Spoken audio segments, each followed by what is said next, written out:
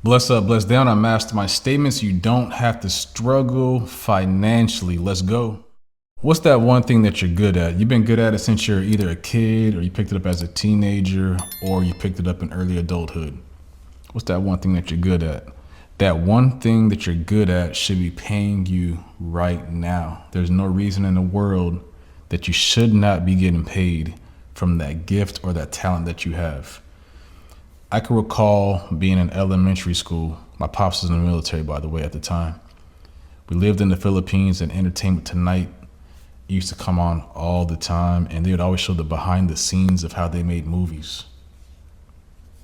And I'm sitting and watching this as a kid, and I'm like, I want to do that one day. That got into my spirit, and I used to get all the kids from the neighborhood, and we'd do some acting. I was the director. I get them all together to act in the backyards and do these movies without a camera. But it was almost like I had a camera in my hand it was there, but it really wasn't there.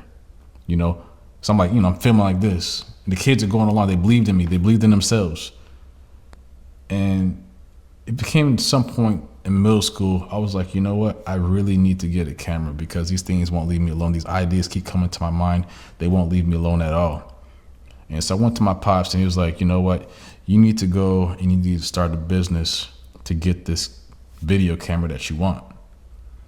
And I was like, you know what? Let me start this lawn cutting service. So I think I was around 12 years old. Went and printed some flyers. At this time, we're over in England at a military base out there, Lakenheath Heath Air Force Base. And so I made us some flyers. And this had a push lawnmower too, by the way. This was not an electric lawnmower. It was just a push lawnmower. My dad's old rusty push lawnmower. Just remember just now telling that story. And so I knew for a fact I needed and I wanted this video camera because I went from elementary school all the way to middle school with these thoughts of being a cinematographer. They just won't leave me alone. And so, I'm knocking on doors without fear because I know that I have a vision. I got to get to something. That vision is that camera. I remember going to the base catalog and circling every video camera that I wanted. I kept it in my room. Knocking on these doors without fear because I had that vision. And so, I get my clients. Some are saying no. Some are not even answering the door. Some are like, you're charging too much. Some are like the price is right. And so at the end of the summer, I saved up $300. The video camera was $600. So I was only 50% of the way there. So again, that's at the end of the summer. Now it's time to go back to school. So I shut that business down for the time being. Christmas rolls around. I'm opening up all my presents. No video camera at all. Nothing. No video camera. I'm disappointed. We come to the end of everything, and I noticed there's another package. Had no name on it. I start opening up the package, and as I'm opening up, I see the word Sony. I flip out. I'm going crazy. I'm like, wait a minute. How did I get this video camera?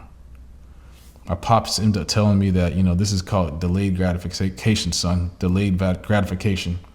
Since I seen you work and put together a business and save $300, I put the other $300 with it. And so I bought it for you. And so from that day forward, that investment that I put into myself as a kid, the investment that my dad put in me as a kid, I turned 17, 18 years old and I got hired at a news station. 18, 17 years old, hired at a news station. While I was in college, everybody else, they're like in their 20s. They wanted an internship at the same news station that I was working at. And I got that because I used the same principle.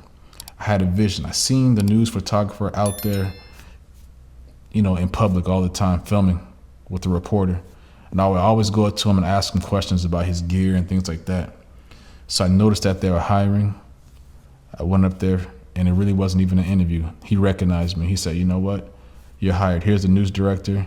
Here's how you set the camera up. Here's how you do everything, tripod. And I learned how to edit right there on the job. So that individual, that news photographer, thank you, gratitude to you. He's seen something within me And what he's seen within me was all that energy from elementary school all the way up to 17, 18. He's seen it. This brother here, he doesn't need an interview. He's got it. He already knows what he's talking about. He already knows what he's doing. He really loves this. That's money right there. And let me back up. When I was 12, I got paid to do a huge choir concert during December. Huge choir concert during December. My first time getting paid. A lady at a church paid me to film. So I'm 12 years old, paid. Now I'm working at a news station getting paid. Fast forward some time down the road, I eventually started filming celebrities. John Legend, Damon John, celebrities from AEW, WWE, and the list goes on. Because I invested in myself, I had a vision, and I knew exactly what I needed to do. That paid me. So you don't have to struggle financially. Again, I got paid when I was 12 years old. You don't got to struggle financially. What is that one thing that you're good at that you know that people are drawn to you for? You can get paid for that. You got to believe in yourself. That talent was given to you. That gift was given to you because you love to do it, and it's also going to take care of your bills, and also can be in abundance to where you can go on vacation and do whatever you want to do with it.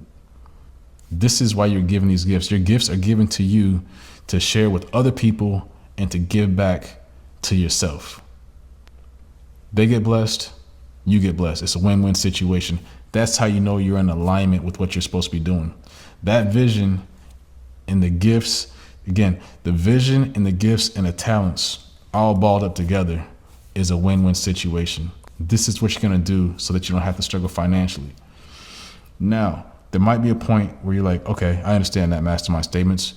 I have this gift and this talent, but I'm not sure how to monetize it. This is where you go out there, you get you can volunteer, you can get a mentor, you can be an intern. You got to figure out which one that you need to do to get to that prize.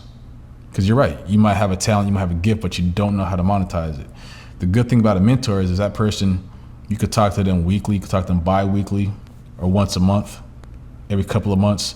But you need a mentor that's already within that particular industry or field that has that gift and talent you have that has already monetized it. Or they're they're monetizing it. It could be their side hustle, it could be their main business, or they work for somebody. You've got to figure that out. Volunteering is free. It's free time, but you're exchanging your time to learn something. Volunteer. Intern, same thing. You could be getting paid being an intern, or you could be interning for free. But you gotta understand, excuse me, you're getting to that blueprint for success. You're getting to that blueprint, which is that prize so that you don't have to struggle financially. Your talent and your gift is supposed to pay you. If you're not using it, what ends up happening is those talents and those gifts, it's in a spiritual world. They go around the world quickly, and whoever reaches up and grabs them, puts it into action, those are the ones that win. A talent's given to you, you don't do nothing with it, it's taken from you, it's given to somebody else for the win. Doesn't mean that it's taken from you. In some cases, yeah, some people lose those talents. They're like, man, I used to be able to do this, I can't do it anymore. That's what happens. It was given to somebody else. It's having success now. You can turn on TV, you can get on social media, and you can see the same thing that you know that you're supposed to do, somebody else is doing it. They're making that money. You invented something, but you didn't work fast enough to get it out there. Somebody else made money on that. Those ideas start quickly. They start quickly, but they could die quickly if you're not doing nothing with them.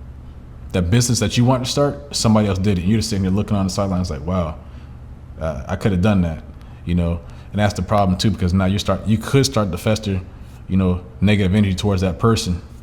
That's not what you want to do. You had your opportunity. You have your opportunity now, so that you don't have to struggle financially. You've got to count back from 5, 4, 3, 2, 1 and go. 5, 4, 3, 2, 1 and go. 5, 4, 3, 2, 1 and go. Do not let any negative energy, negative thoughts slow you down. If you let that slow you down, what do you think is going to happen when you actually receive and take action on what you're supposed to be doing? Because it's not going to always get easier. It can get more difficult. You've just got to get beyond that, I don't know if I can do it, and tell yourself, I can do it. I don't know if I should do it. You should do it because you were given that gift. You were blessed to get that gift and that talent and receive it. It's like receiving, receiving these glasses. We got some Louis Vuitton glasses, but we don't wear them. Like you wear them, now see what happens when you put them on. Now you're getting compliments. People walking up to you like, oh, I love your glasses. This is a conversation starter for that business. You got to understand that. You receive something, you've got to use it. You don't use it, then you lose it. Get with a mentor, a volunteer, intern somewhere, get on YouTube, search these videos so that you can look at that blueprint and follow that blueprint. Sometimes you got to get outside your city, outside your towns, outside the quadrant in the city in which you live in, the town in which you live in, and you got to take a trip somewhere for inspiration. You got to get some inspiration. When I get my inspiration, I'm either going to Chicago, LA, Miami, Savannah, Atlanta, LA, Spokane, Washington. Let's not play Washington, DC. People are going on trips internationally. So I already done a lot of traveling as a kid. We've been to Paris. We used to live in the Philippines. Been to Germany, so on and so forth. So I know what it is, but I gotta get back out there. But again, you don't have to struggle financially. Take what you know, take what you've been given, get into the right vein, get into the right lane, and make it a success for yourself and for generations to come. I know you can do it. You're given something, flip it into something bigger. As I always say, fly a kite, be free, keep winning.